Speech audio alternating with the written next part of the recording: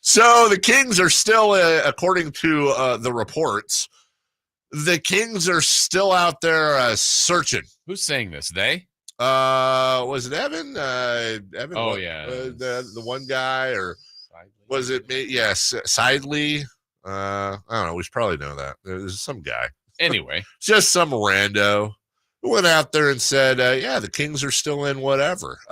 We have Shams Charania kind of breaking down here, Jason, yesterday, the ins and outs of the Kings closing the deal on DeMar DeRozan. It was really down to the Kings and the Miami Heat, from what I'm told, as far as DeMar DeRozan's next home. He really wanted to land in a competitive environment, and also, I'm told, wanted to go back west at the end of the day. And the Kings, they pushed the hardest, they pushed the fastest throughout free agency to get a deal done. They're a playoff contender, a team that's trying to get to the cusp of being a title contender.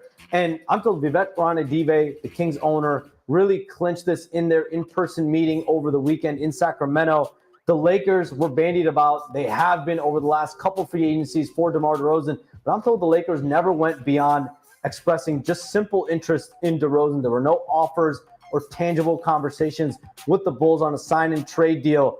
So this is the second straight free agency where, perception-wise, there is that thought, would DeMar DeRozan have had to take less money in free agency? Was he going to have to take the mid-level exception to land at a destination? But for the second straight free agency, he lands in a sign and trade, and his last two deals have been a combined 5 years and $161 million. So that speaks to DeMar DeRozan's relationships, how he's known across the league, and the pedigree and respect he has from teams, in this case, including the Sacramento Kings, the Spurs, and the Bulls. All three contributed to this sign and trade. Okay.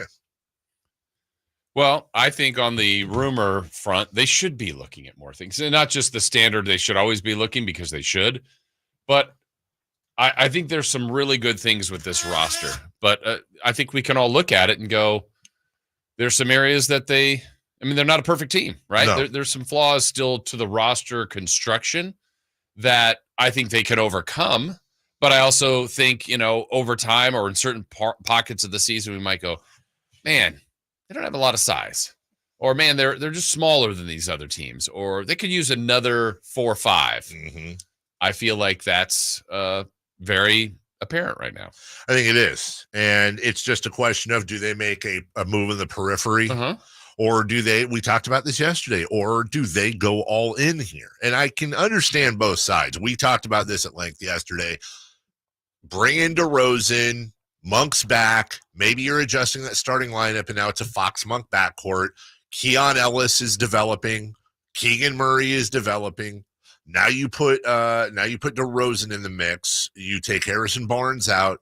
Herter had it, again, assuming Herter's back.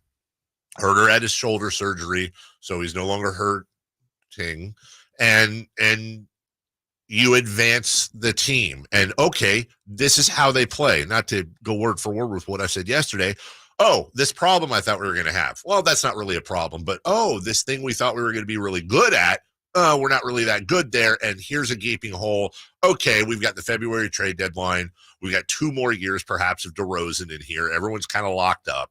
All right, so now at the deadline or now next season, because they do have one more really big swing if they want. Yeah. They can either go Herter and draft capital for player X, and again, I have to say this every time, I'm not advocating this, but if they were to do something like Keegan and 2, 3, 4 first rounders, now they're getting player Y, who's going to be, you would assume for that player, you're talking about a current elite all-star level player at a position. Yeah, I mean, we've said it before, and I'll say it again. I think it's arguable, but I think that it's probably close to factual that Keegan's the most valuable King.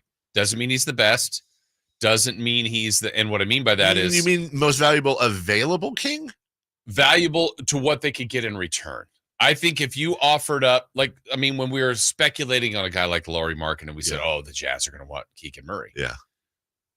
Herter's not going to get that. No, but just to be clear, you're saying other than Sabonis and Fox. Yeah, one, I just don't think they're trading them. I agree with you. But I'm also meaning the value in what he is actually getting paid by the Kings. So, yes, you know, true. I know if you dealt Fox in a make-believe trade, you're going to get contract in return of his money value. Yes. Where Keegan, one, his rookie scale is so advantageous to the Kings, but it also was really that advantageous to another team.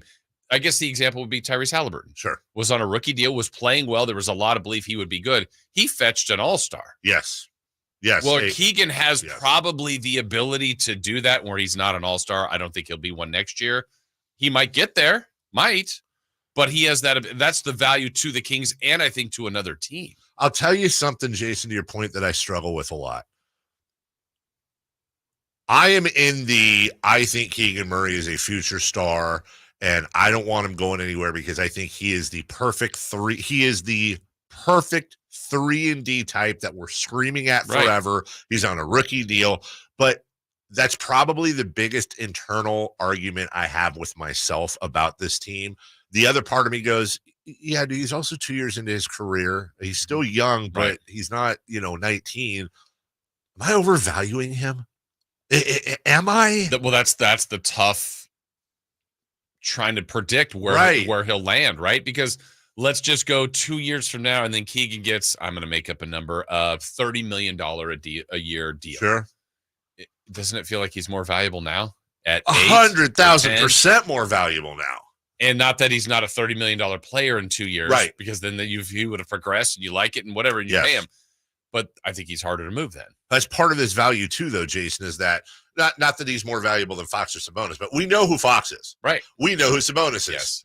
We think we know who Murray is. Right. And part of that to other teams might be, this is a better version of Mikal Bridges. Yeah. And I've heard let's that. Get him now. This is a better version of Mikal Bridges, who, by the way, not that Mikal isn't, he's a perfect teammate too, but you're not worrying about any issues with Keegan off the court in the locker room. There's also that. He's got a ton of value. Yeah. I just always wonder, God, am I right about this? Is he going to be that focal centerpiece for the next 10 years for this team that I think he will be? Or am I just being we often do. We do. Every fan base overvalues their players at times. All the time. I really do struggle with that. And I would say mental energy I expend on that is a lot like the energy you expend in summertime, which is why you need a company like American Energy to be in your